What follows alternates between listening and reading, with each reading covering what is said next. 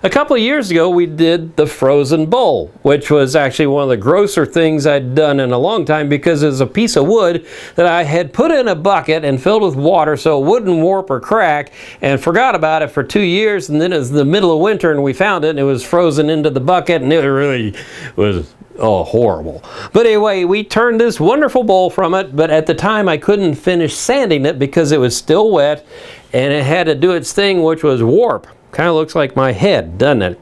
So today what we're going to do is try to mount this back on the lathe and see, one, do we just sand it, or two, can we turn it round perfectly?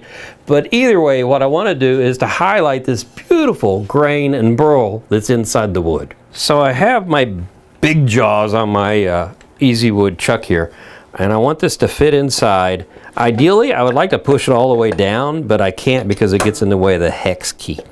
So now what we're going to do is we're going to open the jaws, and the jaws will get wider and wider, and they're going to touch the sides here. If I can get this, whoa, get this to happen.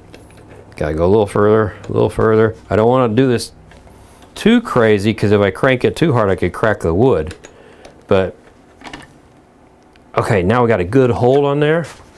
Oh, and that's pretty good. But you can still see how out around it is by look at that oval right there.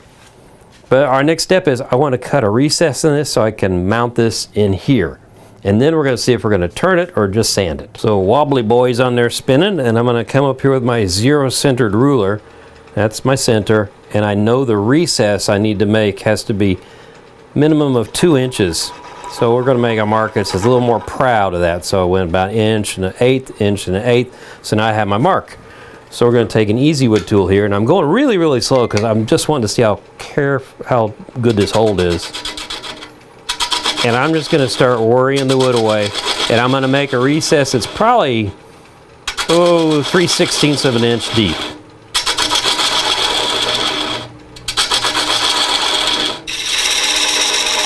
So I'm almost done with the recess here. Now the carbide cutter is nice and square, right? But I don't want to be square in the lip right here. I'm going to bring in a skew now and dovetail it. I'm going to angle in a little bit. And that's how my jaws will hang on to the wood.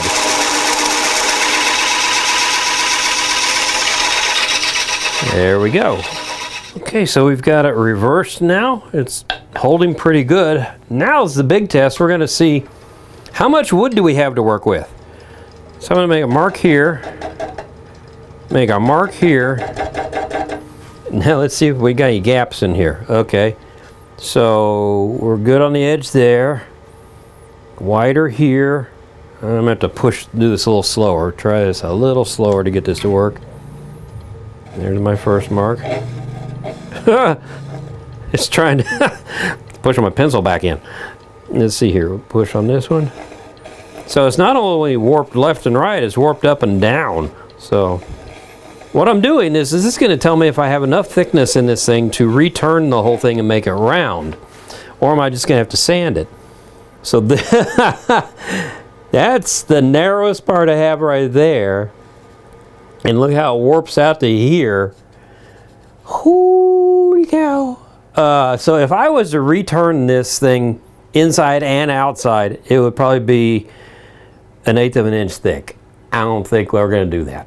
So what I might do is either sand this in place as it is, which I think is beautiful with the warp, or I could turn the outside, but no, I'm not going to turn the outside because that'd be too thin. So, okay, now we're going to go into some sanding techniques, and this wood's going to be gorgeous once we get to pop out of here. So I've had to kind of adjust my speed up and down. If you go too fast, you bounce off and you leave unsanded parts. You go too slow, you don't make much headway. And I'm using Abranet, which is a really cool sandpaper. It's a mesh. So when you get loaded up like this, you just take it and knock it here. Knocks all the sawdust out. And it's on a Velcro backing, and I can do the same with that. But I am up to, what is that, 180? So I'll take a peek at it. Oh, it's looking nice. Look how bright it is now too. But when you're gonna go probably about 300, 240, whatever that is. Here's 240. We're gonna go up to 320 after this. But anyway, we'll keep working this and get it really nice and polished and shiny. I think it's gonna be beautiful when we get done.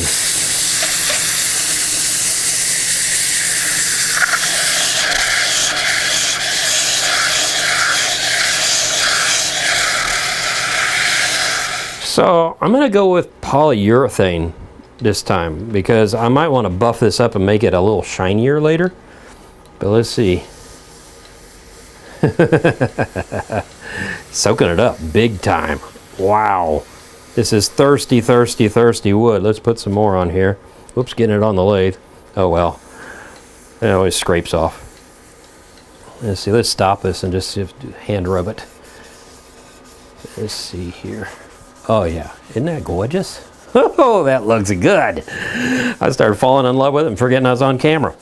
And it is soaking up the poly like crazy. I like the hand rub polyurethane because it's thin and it soaks in really well because I want this wood to be protected because working with it, it's really soft. I forgot to mention, by the way, this is madrone.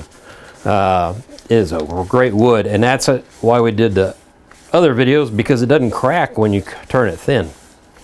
But that is looking good. I'll do the inside and then we'll let it set. I'll probably do a few more coats, maybe buff it a little bit, but that's great. And hey, it was only 2 years later, but we did get it finished. The frozen wood bowl is done.